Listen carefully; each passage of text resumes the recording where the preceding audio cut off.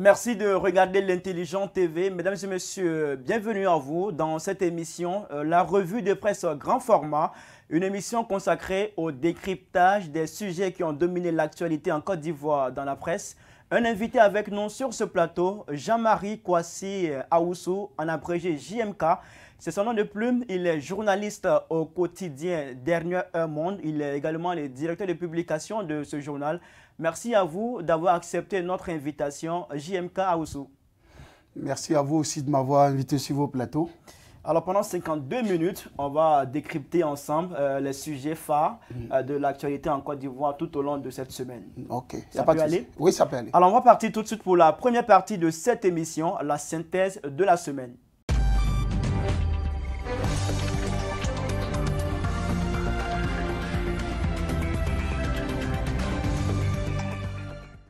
Fraternité Matin nous plonge au cœur des travaux de renforcement de la côtière avec le Premier ministre Patrick Achi qui dit c'est le début des travaux de l'autoroute Abidjan-San Pedro. Le confrère nous informe que 72 km de bitume pour les villes traversées par ce projet et aussi que le coup d'envoi de ce grand chantier a été donné ce samedi 18 septembre 2021.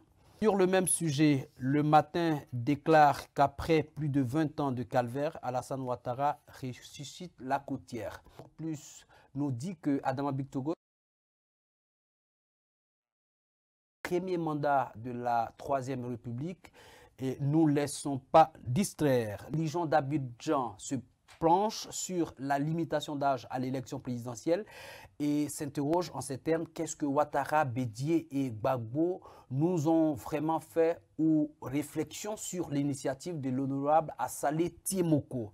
Intelligent d'Abidjan, ce journal fait dire à Jean-Louis Billon que Henri Konan Bédié ne sera pas candidat en 2025 pour la présidentielle. Cela pousse le confrère à indiquer que le secrétaire exécutif chargé de la communication, de l'information et de la propagande du PDCI-RDA a annoncé la retraite politique du président de son parti.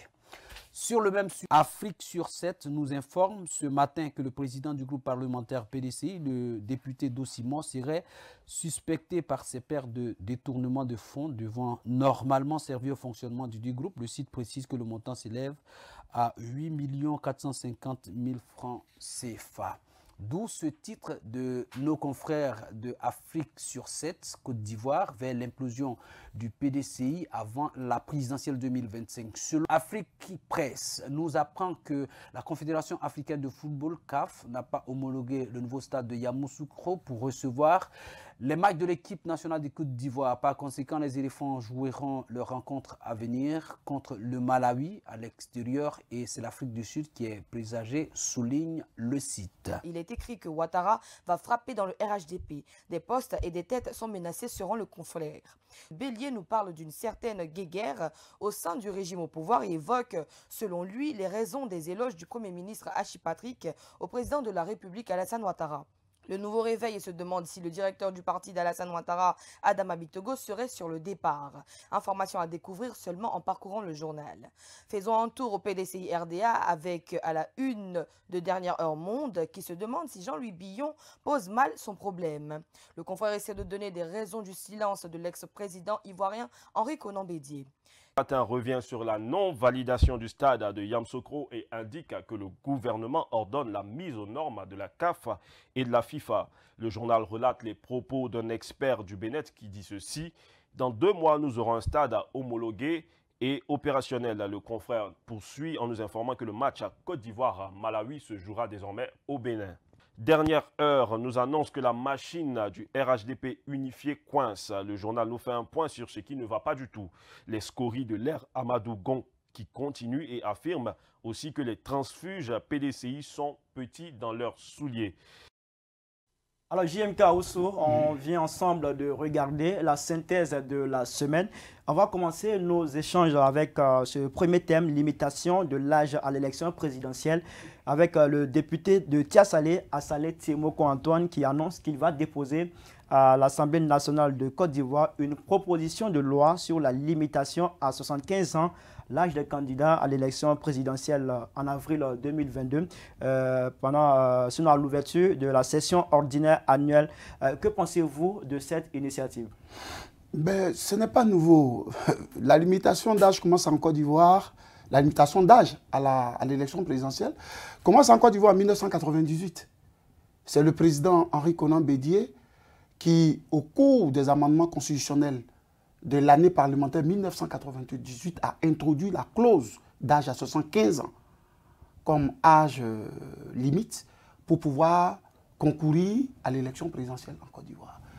Quand la transition militaire arrive, ils trouvent cela pertinent, ils le maintiennent dans la constitution de la Deuxième République de 2000. C'est seulement le président Ouattara qui enlève ça dans la constitution de la Troisième République de 2016. Donc ce n'est pas nouveau. Ce n'est pas nouveau, la limitation de la constitution. Je peux dire que Bédié en est l'initiateur. Maintenant, pris sous l'angle sur lequel le député Assalé sort cela, on peut être pour, on peut être contre.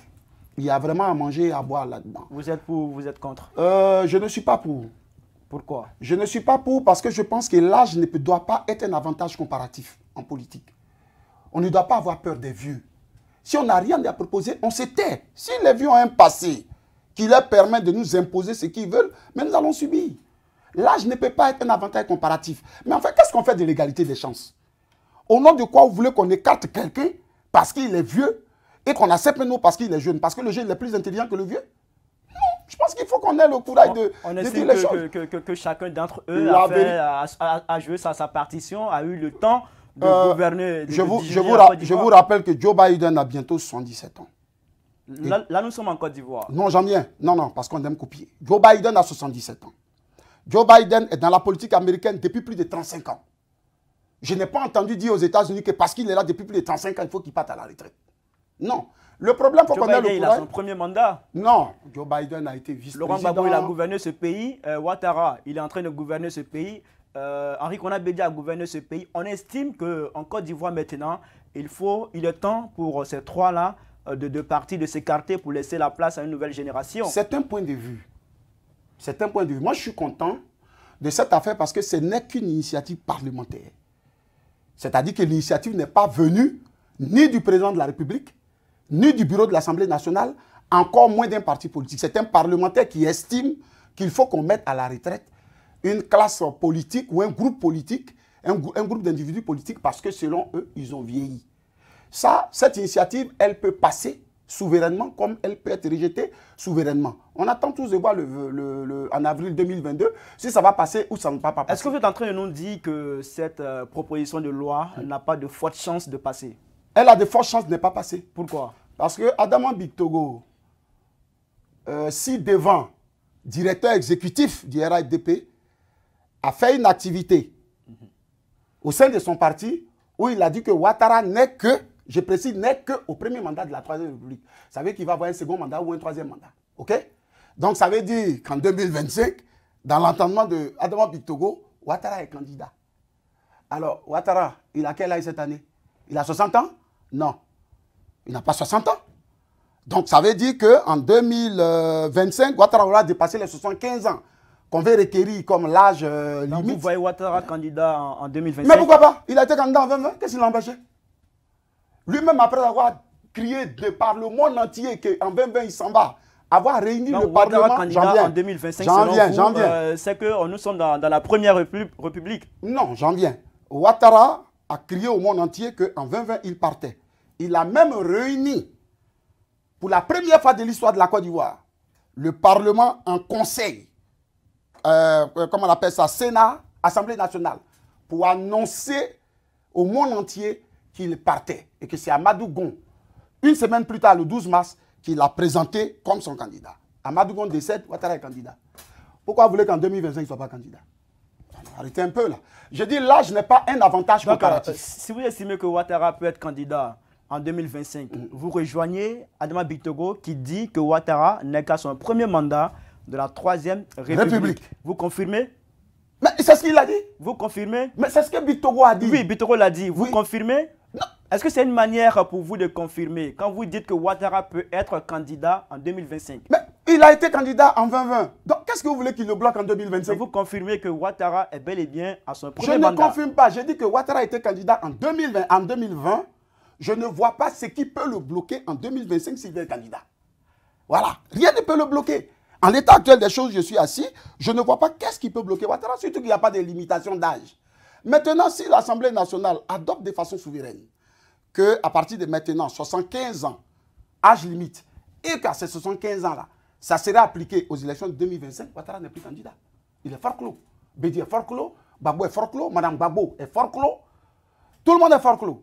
À ce moment, nous autres, qui avons moins de 75 ans, on peut espérer maintenant aller présenter nos candidatures. Mais tant que ça n'a pas droit de citer dans la Constitution, le reste là, c'est des supputations intellectuelles. Alors, à vous écouter, on a l'impression que pour vous, instaurer la limite d'âge, 75 ans, ça n'arrange pas la Côte d'Ivoire. Non, je n'ai pas dit que ça n'arrange pas. J'ai dit que de mon point de vue, je n'accepte pas que l'âge soit un argument comparatif. C'est-à-dire que tu ne peux pas prendre l'âge comme prétexte pour écarter Bédié, pour écarter Ouattara, pour écarter Gbagbo, pour écarter Mme Gbagbo, sous prétexte qu'ils ont vieilli. Moi, je préfère qu'on dise, ils ont mal géré notre pays, on ne veut plus les voir, on veut qu'ils dégagent. Il faut qu'on ait ce courage-là. Parce qu'effectivement, les trois ont géré le pays. Mais les trois, aujourd'hui, on considère que c'est le trio du mal. On ne se cache pas de le dire. Ils ont mal géré notre pays. Donc, ils ont mal géré. Mais il faut qu'ils dégagent. La crise qui est intervenue en Côte d'Ivoire en 2010. S'ils ne doivent pas dégager du fait de l'âge, ils peuvent dégager parce qu'ils n'ont pas bien géré. C'est ce que j'ai dit. La crise qui est intervenue en Côte d'Ivoire en 2010, cette crise provient de quoi? C'est la crise d'abord en 3 individus. Si vous êtes d'accord avec moi, c'est qu'il y a eu un problème. Mais dans la classe politique actuelle, moi j'attends de voir celui qui est assez courageux pour aller dire à ces trois-là, retirez-vous. J'attends de le voir. Alors au PDCI, il semble qu'il y ait un courageux, Jean-Louis Billon, qui était sur le plateau d'une chaîne de télévision en Côte d'Ivoire. Oui. C'était le lundi dernier. Il a réaffirmé que Bédié ne sera pas candidat en 2025. D'abord, je vais vous dire que Jean-Louis Billon n'est pas le porte-parole de Bédié. Ça, c'est la première chose qu'il faut que vous teniez.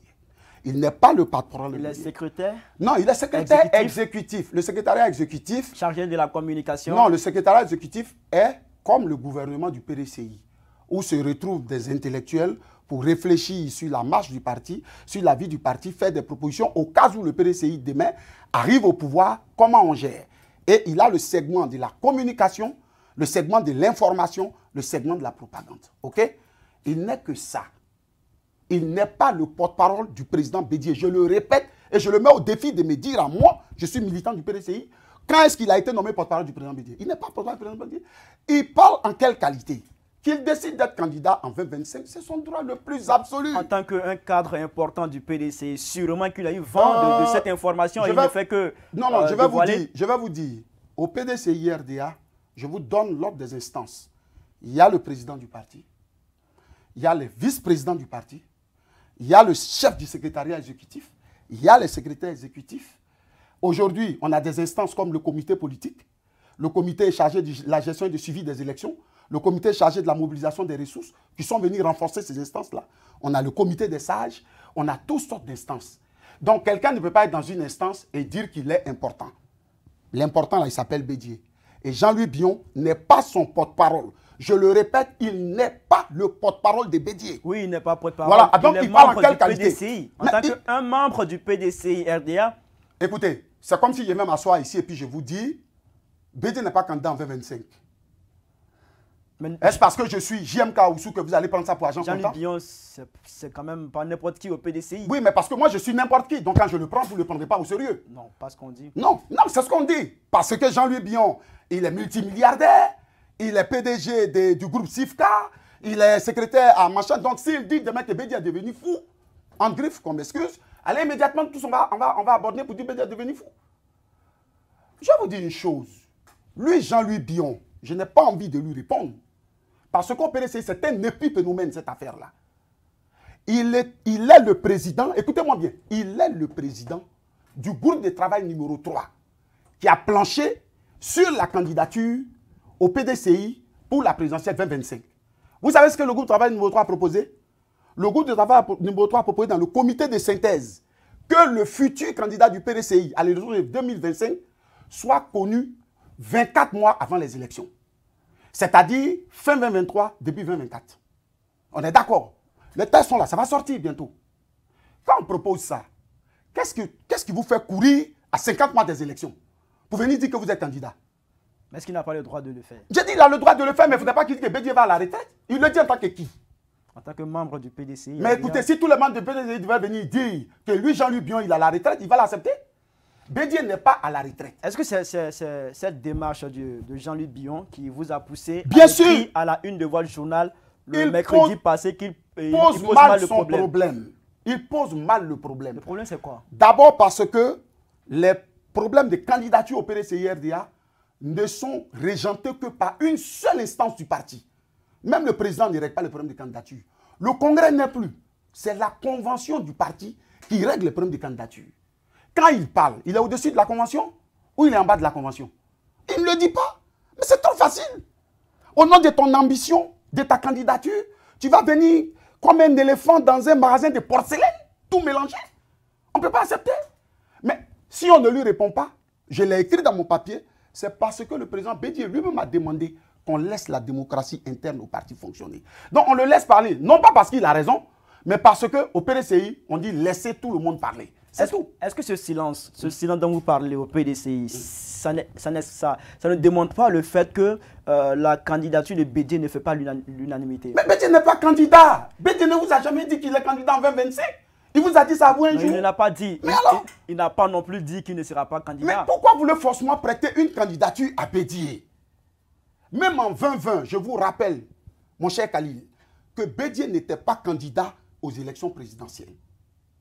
Ce sont les instances du PDCI-RDA qui sont allées dire au président Bédié que conformément aux résolutions du séminaire de Bassam, de Benjerville, où on a dit qu'il faut que ce soit un militant actif, on considère que le militant le plus actif du PDCI, c'est lui, en tant que président. Donc, on lui demande de venir candidat.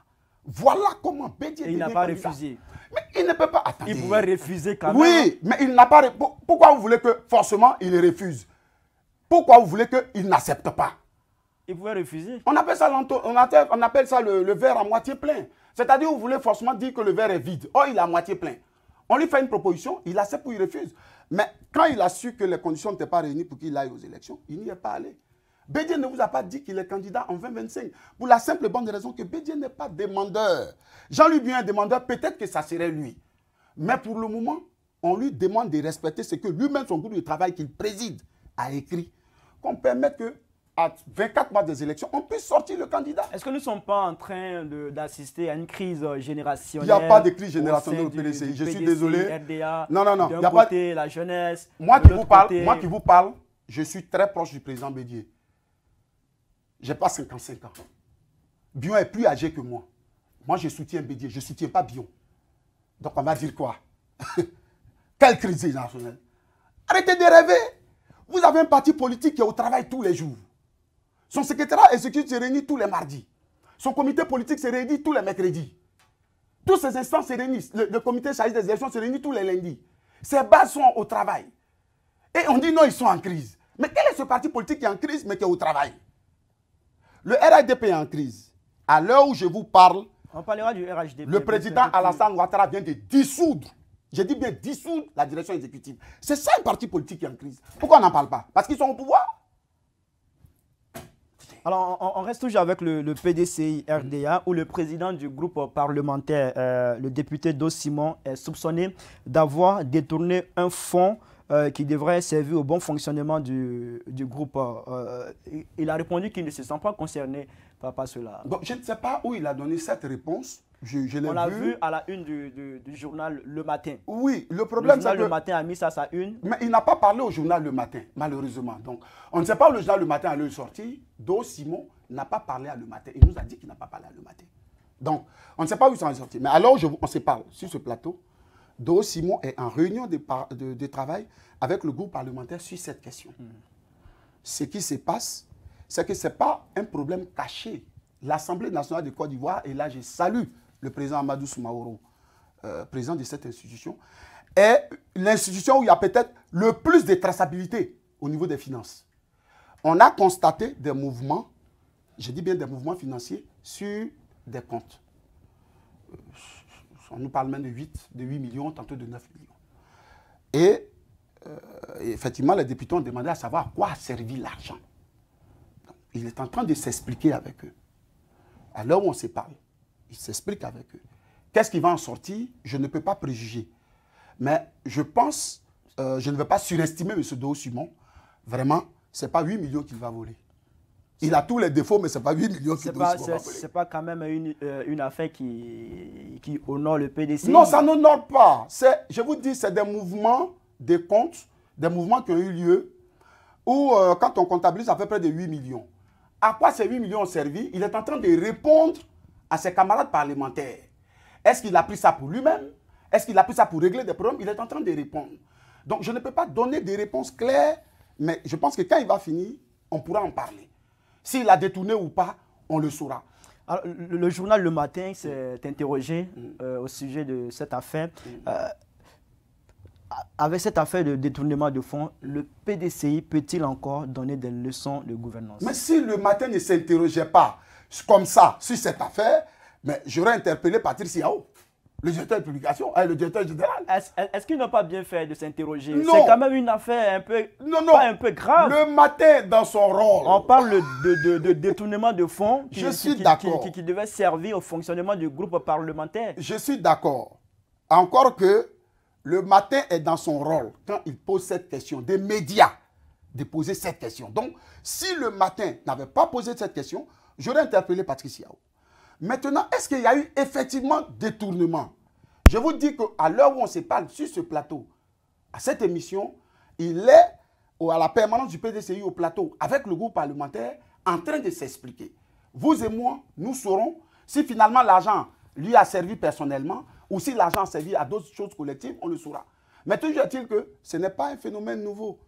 L'argent des groupes parlementaires qui va à gauche, qui va à droite. Seulement, Dao-Simon, bon, est-ce parce qu'on veut lui coller quelque chose? On attend de voir. Alors, tout à l'heure, vous avez parlé du RHDP avec ce remaniement qui s'est opéré avec le président Alassane Ouattara.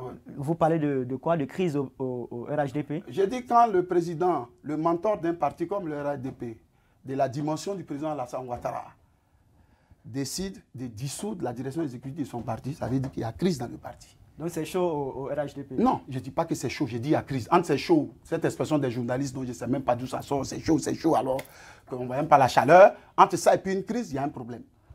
Effectivement, il y a problème dans la direction. Ce problème, c'est quoi exactement? Le problème qu'il y a, c'est que les gens estiment que le directeur exécutif, Adama Bictogo, a outrepassé ses prérogatives. Voilà.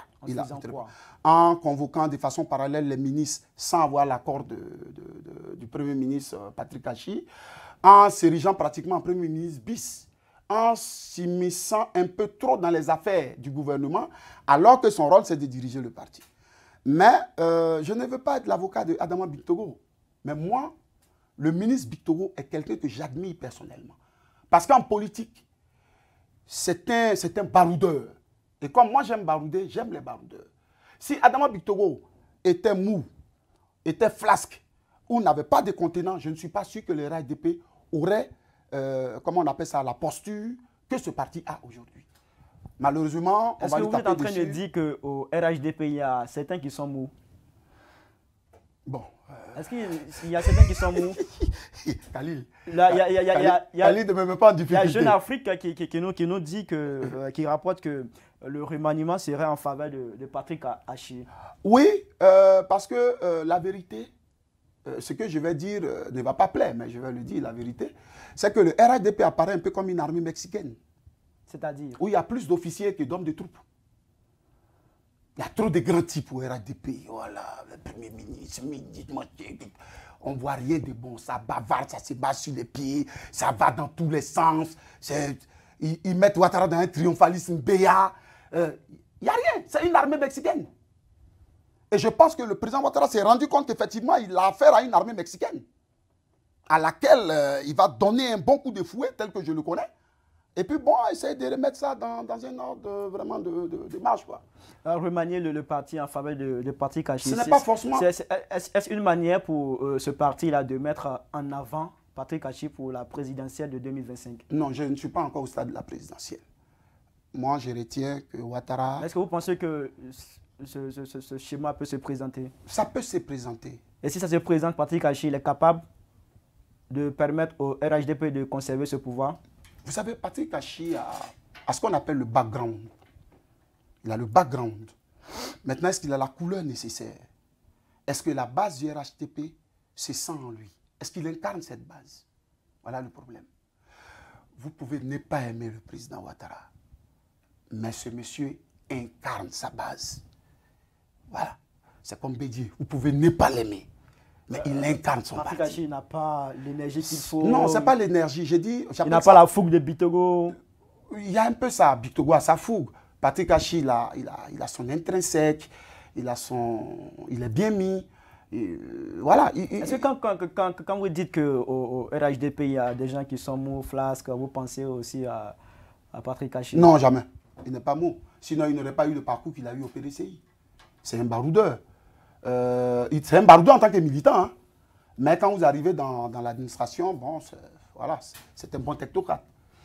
Alors, parlons de Patrick Kachi. Le samedi 18 septembre 2021 passé, il a procédé au lancement des travaux de rénovation de la côtière. Les travaux vont durer 15 mois. Votre réaction? Non, je salue parce que la côtière était devenue un vrai calvaire. Moi, j'ai des parents du côté de Fresco. Aller les voir était devenu assez difficile. Donc, sur ce plan, je pense qu'il faut saluer le gouvernement, saluer le premier Patrick Kachi, saluer surtout le président de la République. Et puis rappeler que moi, tout ce qui est projet de développement, j'adhère. Voilà. Politiquement, je peux ne pas être d'accord avec le RHDP, ne pas être d'accord avec machin, mais politiquement, quand on rentre sur le plan du développement, j'adhère. C'est quelque chose que je salue.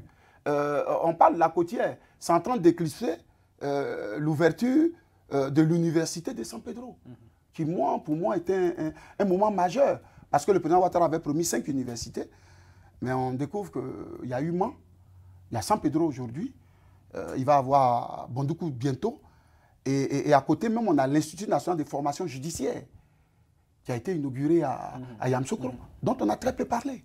C'est comme une université. Donc, moi, tout ce qui est projet de développement, je souscris. Le délai de 15 mois, c'est tenable pour vous? Pour une longueur pareille, moi-même, je pense que c'est peut-être très peu. La côtière, c'est long. Hein. Il faut combien de temps comme ça? J'ai vu les travaux pratiques. Moi, j'ai vu les travaux sur 24 mois. Mais comme on m'a dit, ça a été segmenté en 3 portions. Ça veut dire que les 3 entreprises vont travailler en même temps sur leur portion. Donc, dans le ressoudement, oui, bon, les 15 mois, ça fait... Vous saluez les travaux de développement. On peut dire que la Côte d'Ivoire est vraiment émergente. Est-ce que ce mot est encore à l'ordre du jour? Ce mot n'est plus à l'ordre du jour. Hein? Il a disparu des écrans radars. On disait qu'on devait être émergent aux alentours des années 2020 et puis un matin, ça a disparu. Maintenant, on a dépassé le niveau de l'émergence. Écoutez, on a un budget général de l'État qui a largement dépassé les 9 000 milliards. Vous connaissez beaucoup de pays comme ça en Afrique? Non. Voilà. Alors, on va parler de football maintenant. Éliminatoire mondial 2022. Les matchs de la Côte d'Ivoire ont été délocalisés au Bénin. Quel est le sentiment que cela vous inspire? J'ai honte. En tant qu'Ivoirien. Vous avez honte? Moi, j'ai honte. Pourquoi? J'ai honte parce qu'on a construit beaucoup d'infrastructures sportives en même temps pour respecter le délai de la CAN 2021 qui finalement a été ajusté à 2023. Et au moment où on va vers 2022, on nous dit dans l'homologation que les stades ne sont pas à la hauteur. Qu'est-ce qui s'est passé? Le stade de Yamoussoukro a été refusé. Refusé. Le stade de Bimpe, j'en parle même pas. Depuis le jour de son inauguration, jusqu'à ce jour, personne n'est passé dans ce stade sans se plaindre de sa pelouse. Mais rien n'a été fait pour réparer cela. Qu'est-ce qui justifie cela? J'en sais rien. On tentait de me dire... À qui la faute? Je pense que l'un des gros problèmes que nous avons dans ce pays, c'est que j'ai personnellement le sentiment que le contrôle des infrastructures, le contrôle et le suivi des constructions publiques n'est pas à la hauteur. Prenez ce qu'on appelle en temps les routes biodégradables. On construit une belle route, vous êtes content, à la première pluie, vous découvrez que le vrai contrôle technique a été fait par la pluie. Alors que pendant la construction, on aurait dû s'en rendre compte. Donc, un stade ne peut pas être construit aux milliards qu'on voit, qu'on sait, et puis on va venir nous dire que ce n'est pas la norme. Qui est on? Qui est on? Non, les autorités, la CAF, c'est la CAF qui a venu dire que les stades ne sont pas homologués. Bon, la réaction que le ministère des Sports a eue hier, c'est une vraie fuite en avant. Qu'est-ce qu'on fait? Alors, certains estiment que le ministre des Sports doit démissionner. C'est votre avis? Oui, je suis d'accord qu'il doit démissionner, mais je lui accorde des circonstances atténuantes. Parce qu'il n'est pas ministre des Sports depuis 10 ans. C'est des travaux qui sont engagés depuis plus de 5 ans. Il a hérité d'un ministère où ces travaux étaient déjà en cours. Maintenant, lui faire porter le chapeau, je pense qu'il ne faut pas être injuste. Mais s'il y a possibilité de rattraper, mon souhait qu'on rattrape cela au plus tôt et au plus vite. C'est ça mon souhait le plus important. Voilà. D'accord, merci, on vous a bien compris. JMK Aoussou, on va partir pour la deuxième rubrique de cette émission. Rétro, la semaine passée, on recevait ici Beta Michel, qui est directeur de publication du journal Le Bélier. Il répondait à la question de savoir si la Côte d'Ivoire peut en finir avec les malversations financières, surtout avec l'opération coup de poing qui a été engagée par le ministre de la bonne gouvernance, Epiphane Zorobi Balo.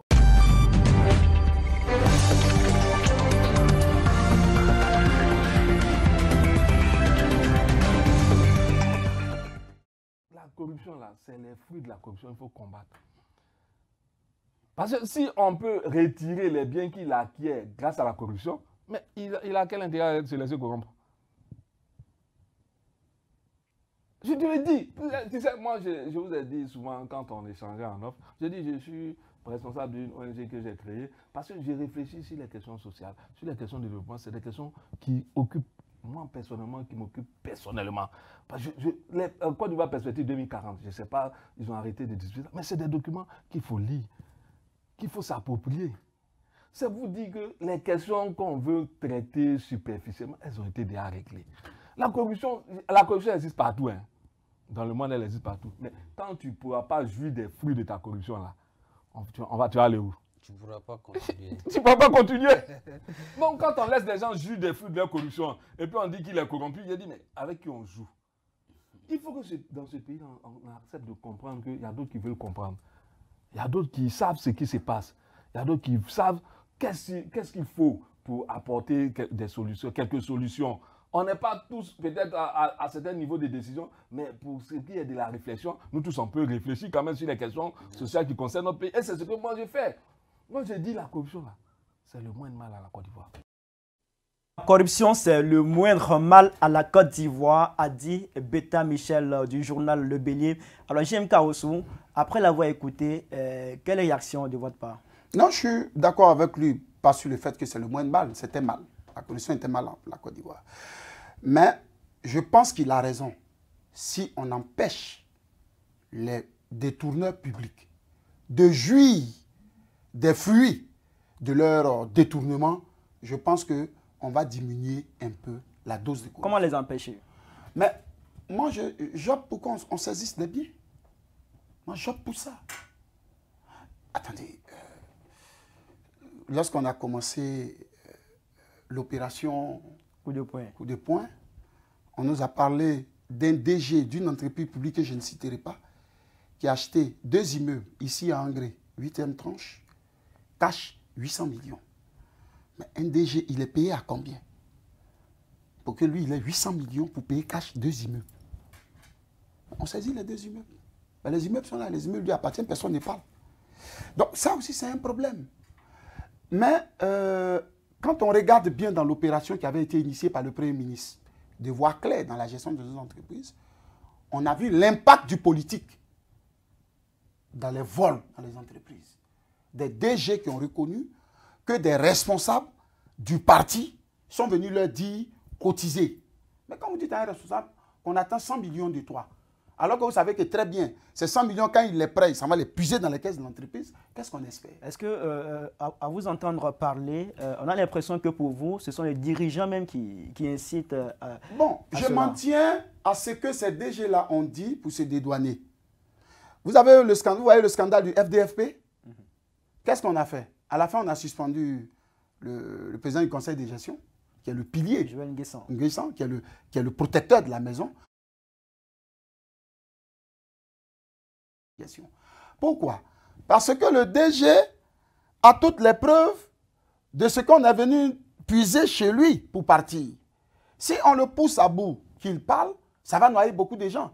On dit, bon, on trouve une solution, on suspend vous les deux. Donc la tête est corrompue, donc c'est normal que... Écoutez, quand on organise les grandes cérémonies au stade Houphouët-Boigny, et puis on fait les t-shirts, on distribue le pain, les sardines, on donne de l'argent aux gens, vous croyez que ça sort de quelle caisse? Ce n'est pas des caisses de la présidence de la République. Voilà, on sait comment ça se passe. Alors, l'opération coup de poing, c'est quoi votre commentaire? Moi, je n'y crois même pas. Il faut arrêter de mystifier les Ivoiriens. On a lancé une première opération pour voir clair dans... Il y a déjà des magistrats, des maires qui sont épinglés. Parce que vous pensez que c'est les magistrats... Malgré tout ça, vous ne croyez pas en l'opération? Les magistrats, les maires, là, c'est des extraterrestres, c'est des Ivoiriens.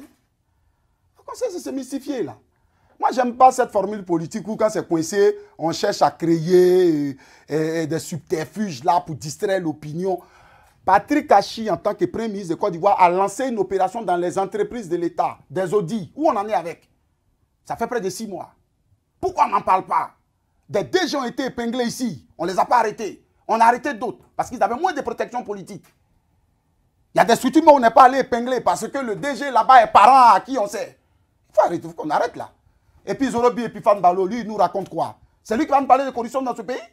C'est Zorobi Balo là qui va nous parler de corruption? Vous voulez dire quoi? Bon, arrêtez un peu. Vous voulez dire quoi? Parlons d'autre chose. Vous voulez dire quoi? Vous voulez dire quoi? Zorobi Epiphane Balo ne peut pas nous parler de corruption. De corruption. Pourquoi? Parlons d'autre chose. Pourquoi? Parlons d'autre chose. Vous pensez qu'il est... Enfin, allons-y. C'est votre avis? Bon, enfin. Je n'en dirai pas plus. Qu'est-ce qu'il a fait? Qu'est-ce qu'il a fait pour qu'il soit mis dans ce lot? Ah, il sait ce qu'il a fait. Maintenant, on veut savoir, il a fait quoi? Non, je ne le dirai pas. Il a fait quoi? Je ne parlerai pas en l'absence de mes avocats. D'accord, on comprend. Je pense que les gens vont comprendre de quoi vous parlez. Voilà. Alors, on va évoluer dans cette émission. On va aborder maintenant la troisième partie de cette émission. Depuis quelque temps, les cas Covid-19 ne cessent de grimper. Face à cela, est-ce qu'il faut rendre la vaccination obligatoire ou pas? On a posé cette question à quelques Abidjanais. Voici les réponses qui ont été données.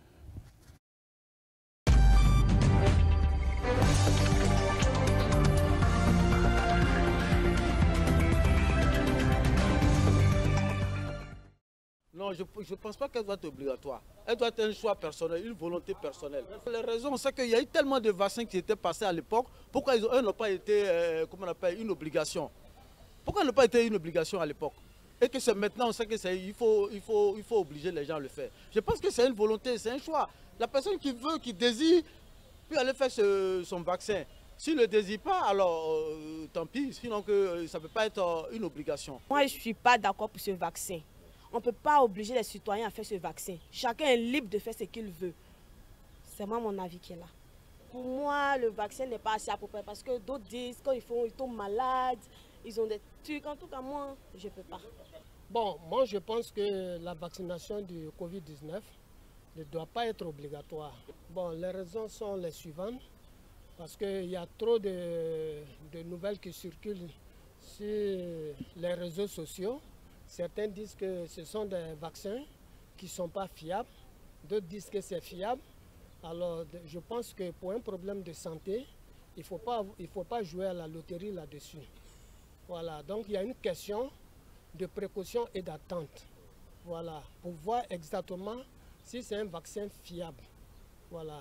Et puisqu'il y a plusieurs types de vaccins, quel est le vaccin le plus fiable? Est-ce que c'est ce vaccin fiable qui est en Côte d'Ivoire? Il faut le savoir avant de se faire vacciner. Ça, le souhait de tout un chacun, c'est d'avoir un bon vaccin dans le corps. Voilà ce que j'ai à vous dire. Selon les autorités sanitaires, ceux qui développent les cas les plus graves sont ceux qui ne sont pas vaccinés. Donc du coup, ça interpelle tout le monde. Et de façon obligée des gens à le faire, bon, ça c'est laisser libre choix aux gens. Mais pour éviter, pour protéger les gens, je pense qu'il faut protéger sa famille, protéger ceux qu'on aime. Je pense qu'il faut le faire. Bon, à mon avis, je pense que ça ne devait pas être obligatoire. Ça devait être, je pense, un truc un peu personnel. Si les gens, les autorités ont demandé qu'on fasse la vaccination, je pense que chacun, de façon personnelle, devait aller juger à sa façon et puis aller faire la vaccination. Donc ça ne devait pas être, en tout cas, un truc obligatoire. Voilà. pense, moi, à mon humble avis, que ça doit être de façon libre qu'on se vaccine. Parce que si tu vaccines quelqu'un qu'après il y a des effets secondaires, ben, les autorités ne prennent pas ça en charge. S'il y a des effets secondaires, les autorités ne prendront pas ça en charge. Voilà. Moi, mon conseil, c'est que de façon libre, hein, qu'on laisse les gens aller se faire vacciner quand ils veulent se faire vacciner, comme ils veulent. Voilà. Moi, selon moi, une personne qui pense à sa santé doit faire sa vaccination. Mais on ne doit pas obliger une personne qui ne veut pas le faire.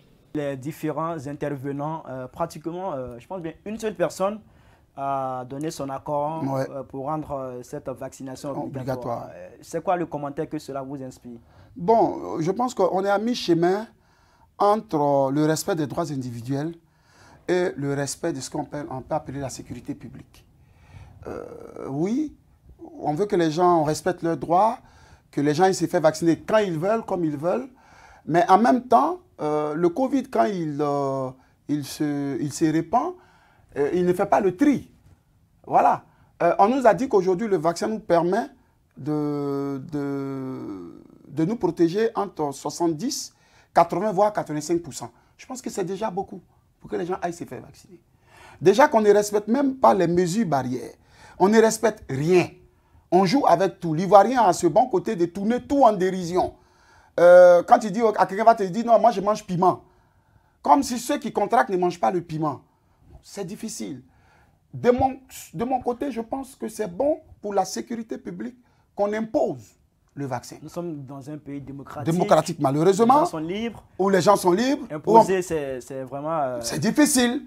Mais en même temps, on est obligé de compter avec. Chaque jour, regardez le décompte macabre qu'il y a au niveau des statistiques que le ministère de la Santé sort. Regardez toutes les difficultés que le ministre de la Santé a ou éprouve chaque jour pour endiguer la maladie. Faites un tour au CHU de Treichville. Même dans les CHU, aujourd'hui, vous n'avez plus de lits avec respirateur. On meurt. On n'en parle pas trop. Et le problème, ce n'est pas le problème du Covid. Il faut avoir le courage de le dire. Ce n'est pas le Covid de 2020 qui sévit aujourd'hui. On est pratiquement au 4e variant. Et le 4e variant, selon les sources médicales, il vous donne l'impression d'un palu. Alors qu'en vérité, ce n'est pas un palu. Au moment où on le découvre, vos poumons, tout est atteint, on ne peut plus rien pour vous. Voilà. Alors on l'a dit, les chiffres ne cessent de grimper. C'est quoi le problème? Est-ce que ce sont les populations qui font preuve d'indiscipline ou bien c'est le gouvernement qui est un peu laxiste sur la question? C'est un peu les deux. À mon sens, je pense que la campagne n'est pas assez intensive de communication, de sensibilisation. Je ne la trouve pas assez intensive. Ça, c'est de un. Pour qu'elle soit intense, il faudrait... Il faut descendre dans les marchés, envoyer des camions podium, faire du porte-à-porte, passer devant les maisons. Même si vous voyez un lieu, regardez nos mariages. Allez même dans les salles de mariage. À la mairie, on force les gens à porter le masque. Une fois ils vont au repas, ils enlèvent le masque, ils jettent. On ne peut pas manger avec le Non, je suis d'accord. Mais c'est pour vous montrer, même on est combien à respecter. Là, on a la distance. Mais ils sont combien à respecter ça? On ne respecte pas les mesures barrières. En même temps, est-ce que le gouvernement peut tout faire? Voilà aussi la question. Où sont passées les ONG? Où sont passées les ONG? Donc, il y a tout ça. Moi, je suis meurtri parce que quand je vois le rythme de contamination par jour, je ne regarde même pas encore les décès, le rythme de contamination. Mais le rythme est élevé. Les gens regardent que les décès, je dis non. On doit craindre le pire en Côte d'Ivoire? Moi, je me demande même si on n'est pas en train d'aller vers le pire. Vers le pire. Le président a beau donner l'exemple, il arrive au conseil des ministres, on prend son truc, il lave sa main et tout, il prend le gel. On est combien à le faire quand on rentre dans un édifice public? Quand vous allez dans les cafés, vous allez dans les bars, les gens sont agglutinés. Il y a un même qui m'a dit que non, ça ne tue pas les fumeurs. Ils fumaient chicha. Il me dit non, on dit que ça ne tue pas les fumeurs. Bon. Alors, que pensez-vous de la manière dont cette crise sanitaire est gérée par le gouvernement? Est-ce que c'est bien géré? Oui, je pense que le gouvernement essaie de tirer son épingle du jeu. Parce que nulle part, la crise est vraiment gérée à 100%. Hein. Nulle part en France, aux États-Unis, il y a toutes sortes de problèmes. Parce que vous avez affaire aux populations. Les populations ont leurs droits. Entre le respect des droits individuels et la préservation de l'équilibre social, il y a beaucoup de difficultés. Mais je constate qu'en France, on a décidé que maintenant, si tu n'as pas le pass sanitaire, tu ne peux pas aller en supermarché, tu ne peux pas aller en bar, tu ne peux pas aller en ceci. C'est déjà un début. En Côte d'Ivoire, on essaie de faire. Je tire le chapeau au ministre Pierre Ngou, Ndemba Pierre Ngou, pas parce que mais je le vois au front. Comme son prédécesseur, souvenez-vous, en 2020, le pauvre docteur Akawele, je me demandais s'il dormait. Il était à l'aéroport, il était au port, il était partout. Le ministre tente ce qu'il faut. Mais si nous-mêmes, nous n'appuyons pas le ministre, ce que le ministre fait, excusez-moi, c'est zéro. Est-ce que vous êtes en train de dresser un bon bilan des premières semaines, des premiers jours, des premiers mois de Mappy à la tête de ce ministère? Oui, ça, je lui tire mon chapeau. Je lui tire mon chapeau. C'est un département très sensible qu'il a, dont il a hérité dans des conditions très difficiles. Jusque-là, je n'ai pas encore de dérapage. Moi, par exemple, j'ai apprécié quand la parturiente est décédée à l'hôpital général d'Adzopé. Elle est allée pour accoucher, il y a eu des problèmes. La réactivité qu'il a eue en ce moment-là, si vous constatez bien, depuis, on n'a pas encore eu de cas pareils. Voilà, donc je lui donne de bons points. Pas vacciné. C'est bien compris, JM Kaosu. On va partir pour la dernière rubrique de cette émission qui est consacrée au focus média africain. Et pour cette semaine, on va se rendre au Cameroun où on s'intéresse à l'élection à la présidence de la Fédération camerounaise de football. Eto'o-Fils est officiellement candidat. On va suivre cet élément de Sarah Adiko.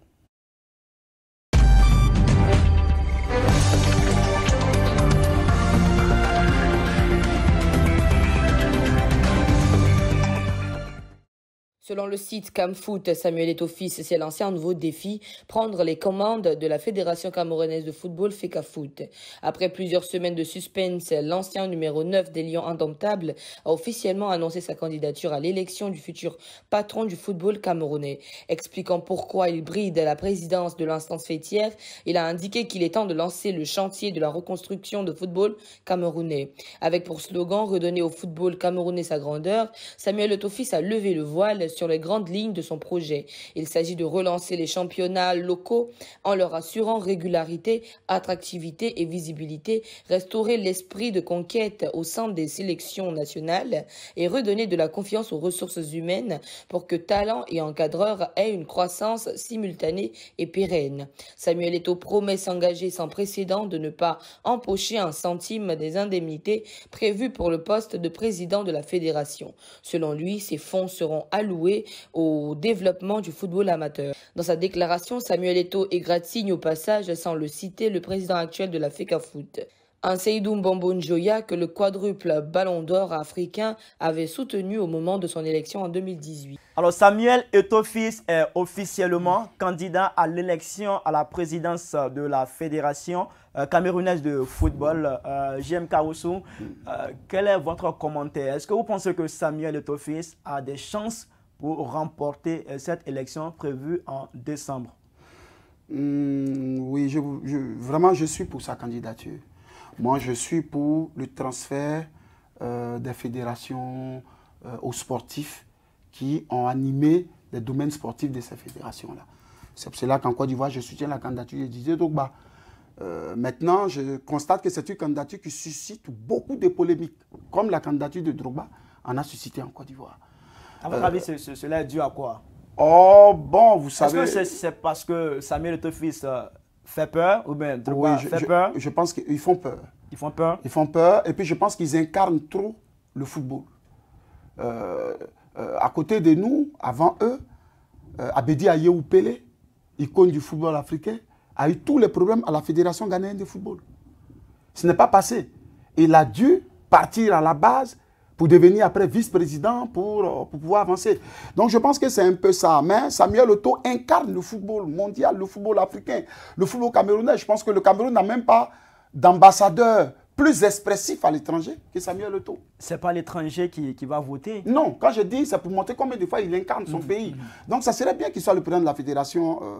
Mais le problème, c'est que, comme on le disait ici dans le cas de Drogba, est-ce que pour avoir été grand footballeur, pour avoir été cette icône du football mondial, pour autant, il maîtrise les rouages, le mot revient, les rouages de la fédération. Parce qu'une fédération, c'est vraiment des rouages. Regardez combien de fois le comité de normalisation dirigé par Mme Dao Gabala, le CONOR, patine au niveau de la fédération ivoirienne de football.